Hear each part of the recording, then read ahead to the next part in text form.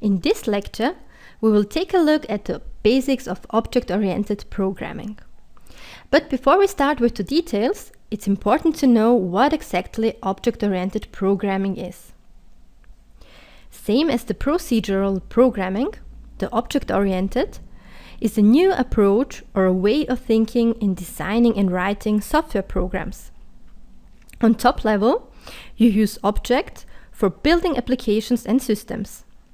To many people of the building industry, this concept may seem like an obvious way to do things. In fact, there are also some interesting parallels between home construction and object-oriented software construction.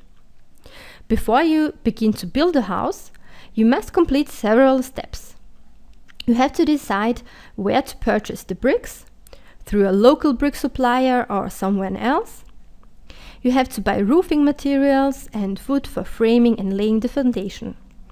Although you could go to the forest, cut down some trees and produce lumber for your construction, you probably would not choose to do so, because the most commonly used building objects are used by so many people, and the building industry has established a set of properties and potential uses for various objects.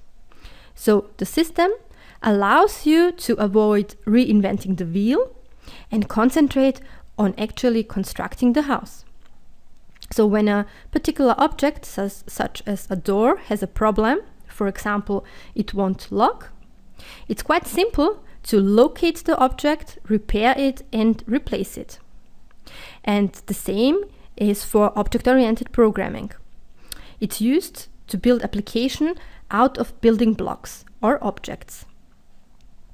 That means it's easy to locate the object and to repair it, so designing becomes easier. We have better quality because the software becomes easier to understand and therefore also easier to maintain. But we will have a closer look at the advantages of object-oriented programming later on. Now, let's go on with the terminology and see what exactly classes and objects are. Programmers of other pure object-oriented programming languages like Java learn from the beginning that everything is an object. For ABAP objects, that's not always the case because ABAP objects is a hybrid language.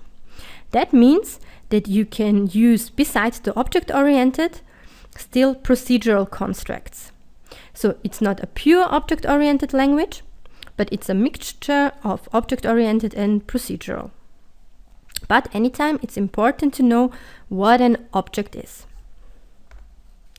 An object is a specific variable type with certain characteristics and a certain behavior.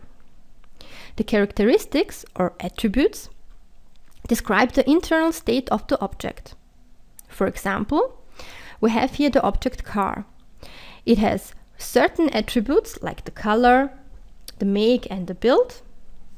The behavior, or so-called methods, stand for the actions that this object can execute. In our example, the methods of the car are drive, stop and turn, for example. A class is a technical description of an object. The class describes how the object should look like, which attributes it has and which functions it has. From a technical point of view, objects are runtime instances of a class.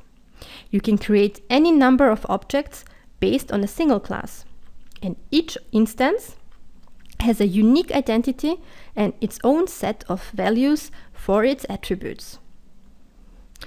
I got here an example to show you the difference between a class and an object. Let's have a look at this. We have here an architect's plan and 3 houses which are built. This architect's plan contains instructions like the footprint, the size of the rooms, and so on. And these instructions are taken for constructing new houses. So this architect's plan can be seen as our class definition. And every new house is a new object. It has his own address and certain characteristics like the color. So every house has a different color. And therefore, it has also his own identity. So every single house can be seen as an instance of the architect's plan and therefore of the class. The next term I want to show you is the object reference variable. To access an object from an ABAP program, you have to use object references. Object references are pointers to objects and allow you to access the attributes and methods of any object. Objects also communicate with each other. They send messages to each other when they call them methods. You can think about methods like a service. Each object provides a set of services which can be called from outside, from other objects, or from other programs. So every object also monitors his own internal state and it's able to handle the service requests on his own. You might say objects know how to do their job. The term cohesion describes the number of tasks of a single object. The less tasks the object has, the higher the cohesion. And in the object-oriented software development, you go for a higher cohesion, because only then the object has similar operations and their methods are easier to understand. And this division of the work helps to simplify the whole programming model. You can take our last example of our construction of houses. While each house has individual characteristics, there are also some things they have in common as well. And these commonalities can be used to reuse building materials, for example, and to reduce costs. And these concepts are also applied in the object-oriented software development. And in the following lectures, we will get deeper into these concepts.